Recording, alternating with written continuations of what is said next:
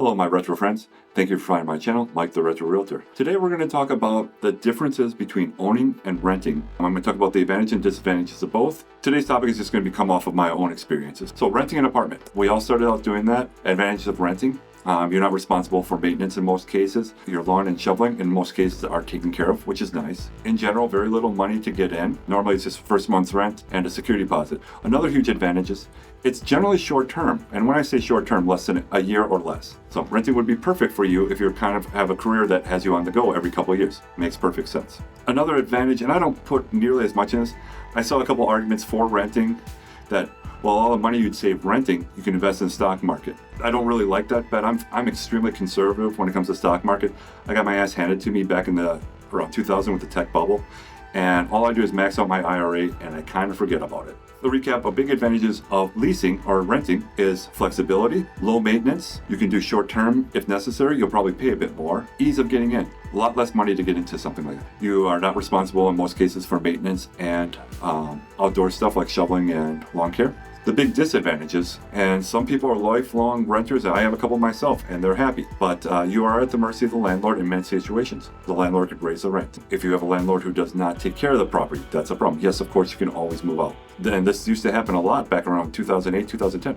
A lot of landlords were collecting rent and not paying their mortgages. The landlord could be foreclosed on, and you, by no fault of yourself, would be evicted, not for anything you did wrong, so it doesn't really count against you, except for the fact that you do have to move for no other reason that your landlord was not paying the bills. You might have a crappy neighbor. We screen, but every once in a while you get someone who plays games and it's just a problem. As we all learned in the last 2 years, inflation could absolutely destroy you. I think rents across the board are up about 35% in the last 2 years. That's a huge chunk. And then lastly, you could live in a property for 30 years and you have zero equity. So all that money you paid over the 30 years, you have nothing. So the biggest drawbacks again is no control. You could have a terrible landlord.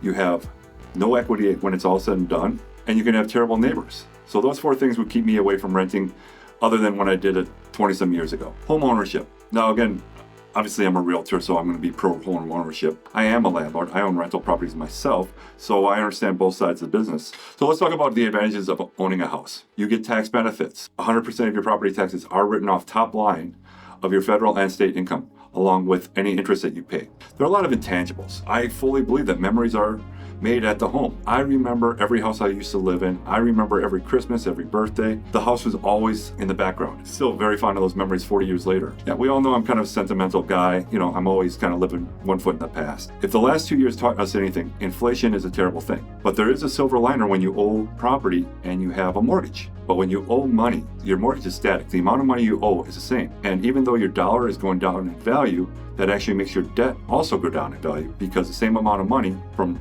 20 years ago, now the dollars are worth less, but your debt is still the same. So if you own a piece of property for 20, 30 years, it will gain appreciation. You will pay down your debt. You have something after 30 years. So our friend here who's been renting for 30 years has nothing, whereas you actually will have a house paid off, assuming it's a 30-year note. Yes, you paid for all the maintenance, but again, you will have a nest egg. So recap. The big one, it's kind of a forced savings account. You will have something after 30 years. Tax benefits. You can write off your interest, you can write off your property taxes. Intangibles. You know, the house is always in the background of every picture you take.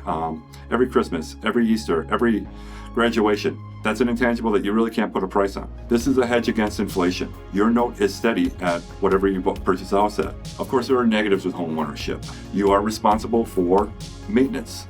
If you need a new roof, you gotta take care of it. If you need a water heater, you gotta take care of it. Another disadvantage of buying a house, it's very expensive. You need to put down between 3.5% and 20% to get in there. So way more expensive than renting. Also, once you have it, you're gonna lose your shirt unless you hold on to it for about 5 years.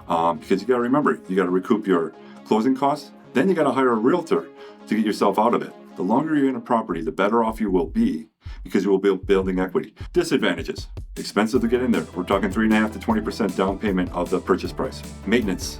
You know, you got to make sure the place is maintained. You got to repair the furnace. You got to replace the water heater. It's very difficult to get in and out of a house. So once you get into it, always a 5-year plan. So a couple of my final thoughts. Obviously, I'm a realtor. I want you to buy houses. That's why we do all this. I believe in what I do. 90% of my assets are tied up in my houses. If you value short-term and flexibility, definitely rent.